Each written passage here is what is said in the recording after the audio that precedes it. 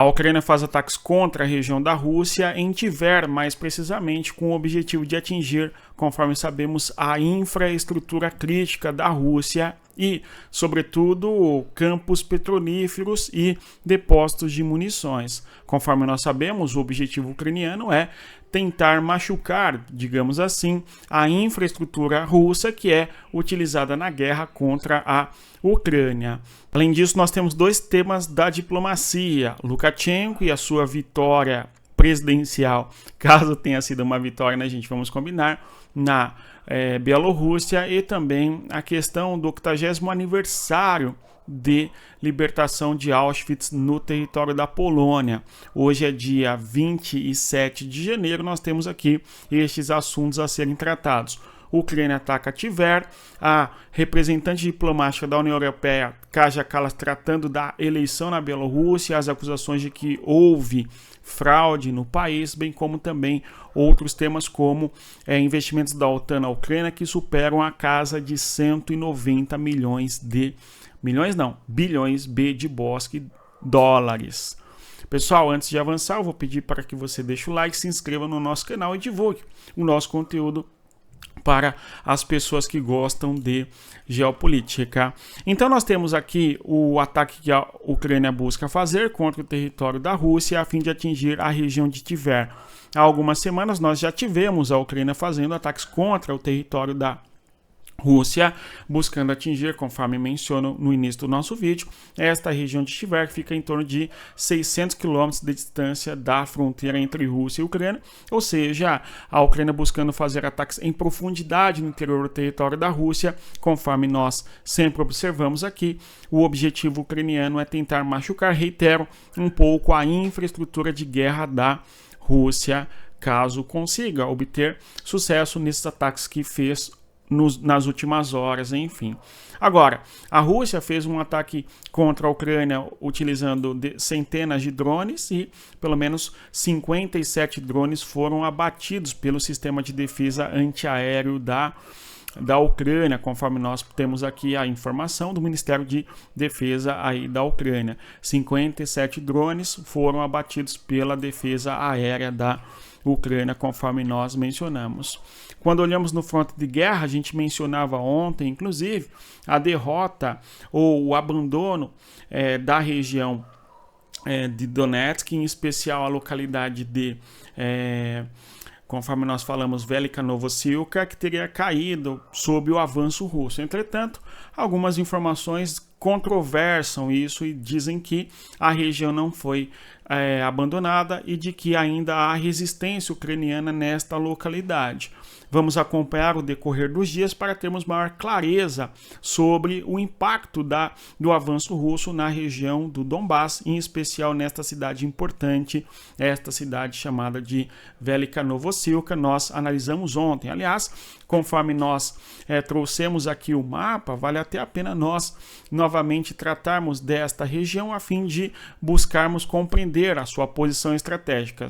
Vejam só, aqui é um mapa do dia 25 de janeiro. Nós vemos que há intensos combates na região de Velika Novosilka. Eu vou até aumentar o mapa para que nós observemos. Notem vocês aqui, nós temos Velika Novosilka, vou riscar na cor roxa, este mapa do dia 25 de janeiro. Tá? E nós vemos que a Rússia não havia fechado todo o espaço geográfico desta região. Na sequência do dia 26, que foi o que nós falamos ontem, de janeiro, nós já vemos a Rússia fechando toda esta localidade e hasteando sua bandeira em prédios ali hospitalares. Inclusive vídeos circulam nos meios de comunicação que tratam da guerra, mostrando justamente a Rússia dominando o espaço geográfico urbano da região de Velika Novosilka. Agora, algumas informações de fontes ucranianas dão conta de que não, de que ainda existem intensos combates nesta região e de que tal região não foi conquistada definitivamente. Então, vamos aguardar nos próximos dias, porque certamente, conforme diz William Shakespeare, a verdade é filha do tempo. E conforme o tempo decorrer, nós teremos maior clareza a respeito do possível desfecho aí de Velika Novosilka e tal. Agora, quero chamar a atenção para a defesa ucraniana na região de Dnipro. Nós temos aqui o mapa da guerra entre Rússia e Ucrânia, nós vemos a Rússia ocupando esta região do Donetsk, no Donbás aqui, tá? E quando eventualmente a Rússia avançar, o próximo passo para a Rússia avançar é justamente esta região aqui, ó, de Dnipropetrovsk. Então, eventualmente, a próxima distância e o próximo passo da Rússia será justamente avançar nesta direção. O que nós estamos assistindo, inclusive, segundo algumas imagens muito curiosas, é esta localidade no interior do território da Ucrânia se preparando eventualmente já para a guerra. Nós falamos sobre isso aqui em outros vídeos, sobre a construção de sistemas de defesa no terreno por parte da população local que vive nas regiões de Dnipro, a fim de resistir eventualmente os tais avanços russos, caso eles ocorram. Quando nós olhamos no mapa, eu quero destacar aqui com vocês este mapa da Ucrânia, muito mais visível, com cores vivas, enfim, tratando justamente do avanço russo nesta região. Então, a próxima região, caso a Rússia avance nos pontos-chave, ali, Chassivyar, Toretsk, a mesma aqui no sul, Velika Novosilka, o próximo passo da Rússia é entrar em Dnipropetrovsk, conforme nós acabamos de mencionar. E então, a população local tem construído infraestrutura de defesa, seja a instalação de campos minados no fronte de guerra, seja também a construção de trincheiras, conforme nós temos algumas fotografias mostrando nesta região de Pavlohrad, onde há a população construindo infraestrutura para defender-se eventualmente caso haja combates nesta região. Além do mais, a gente tem a Ucrânia instalando campos minados, bem como também aqueles estruturas militares de defesa ao longo de toda uma linha defensiva nos limites entre o Donetsk e este Oblast, e aí o Oblast de Dnipropetrovsk, tudo bem? Então, se a guerra ocorrer nesta região, nós já temos a população local buscando desenvolver infraestrutura de defesa militar. Vamos continuar acompanhando. Tem até um vídeo que mostra o cidadão, ele vai filmando na região, e aí nós vemos no horizonte justamente,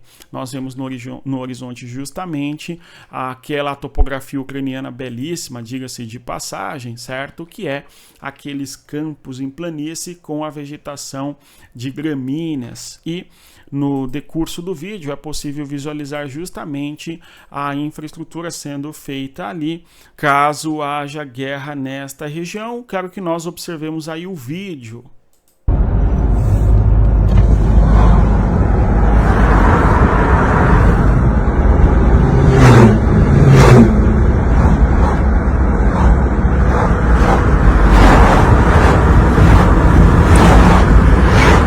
Então nós podemos visualizar tiles de dragão, assim chamados, bem como também a escavação de covas, não covas no caso com fins cemitérios, mas sim com fins de trincheira, a fim de resistir caso haja o avanço russo nestas direções. Vamos continuar acompanhando.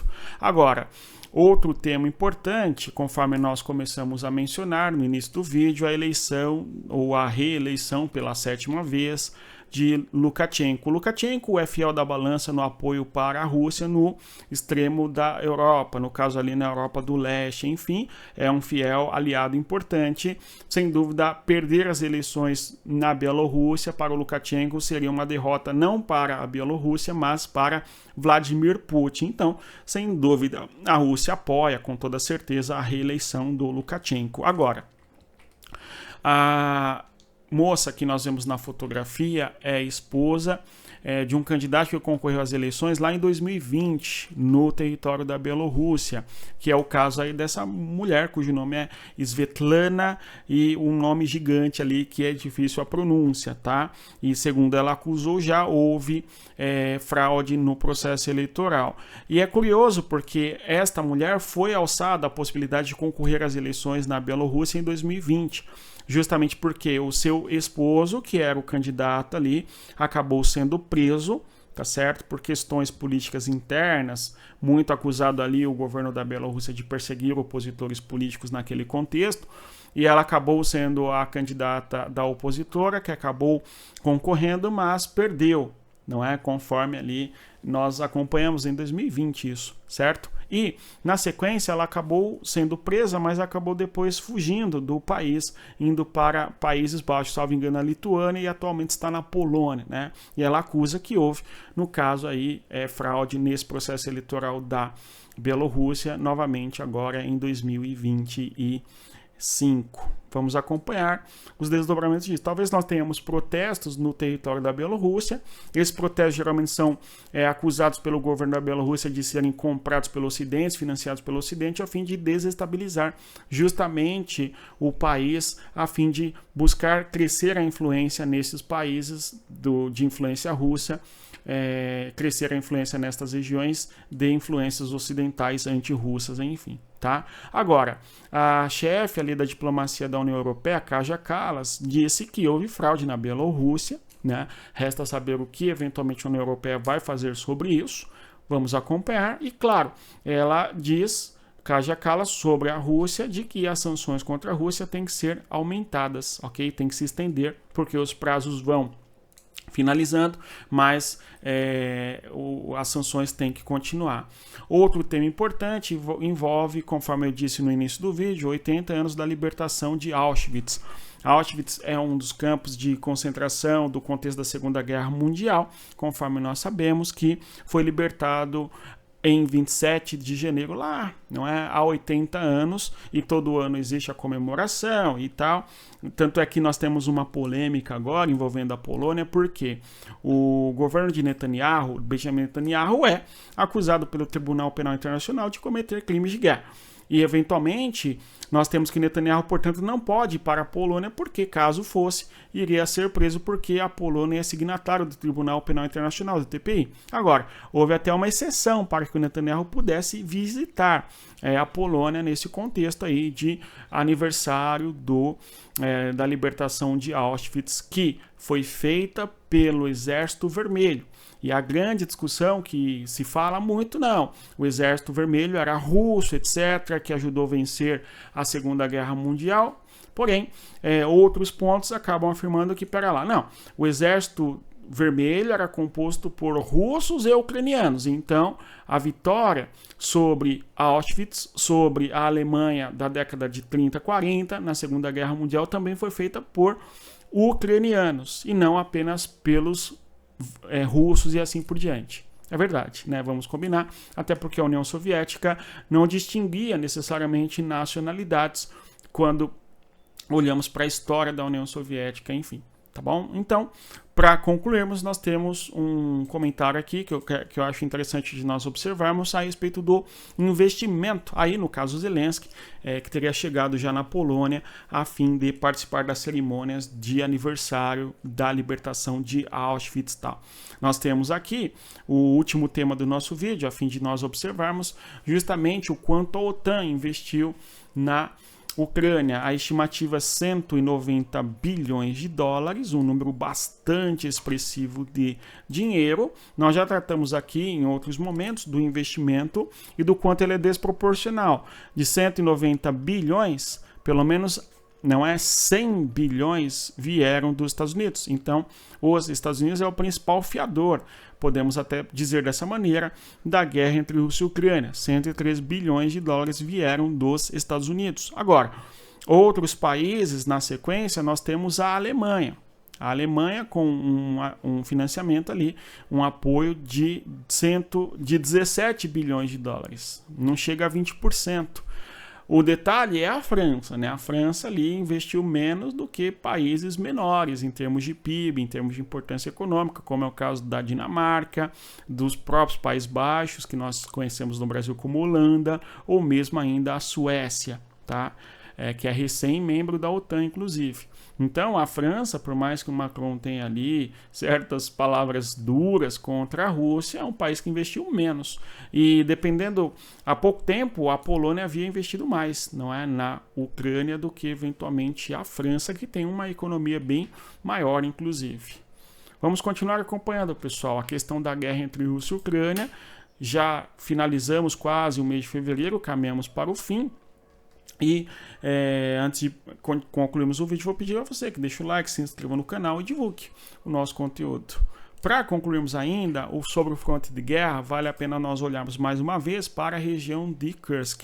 Nós temos Kursk, batalhas muito duras, uma resistência ucraniana bastante significativa diante do contra-ataque, da contraofensiva russa nesta região, embora o Ministério de Defesa da Rússia tenha dado conta que nas últimas horas eles acabaram avançando sobre o vilarejo de Nikolaevo-Darino, tá certo? Na porção ali sul do território de Kursk, conforme nós vemos a bandeirinha ali hasteada denotando isso, tá? Vamos continuar acompanhando. Tem sido difícil para a Rússia a reconquista deste território em Kursk, embora a Rússia tenha avançado sim, porém, nos limites geográficos territoriais desta região, os ucranianos têm resistido bastante à contraofensiva russa e muitos de nós aguardamos a Batalha de Sudza, que talvez será a mais dura para os russos em termos de tentativa de reconquistar esta região de Kursk. Vale lembrar também que nesta região é aquela região onde a Rússia, ou melhor, a Ucrânia, afirma que existe nesta região justamente a presença dos soldados norte-coreanos. Vamos continuar acompanhando. Reitero, deixa o like, se inscreva no nosso canal e divulgue o nosso conteúdo às pessoas que gostam de geografia. Bons estudos, respeita a geografia, até mais. Tchau, pessoal.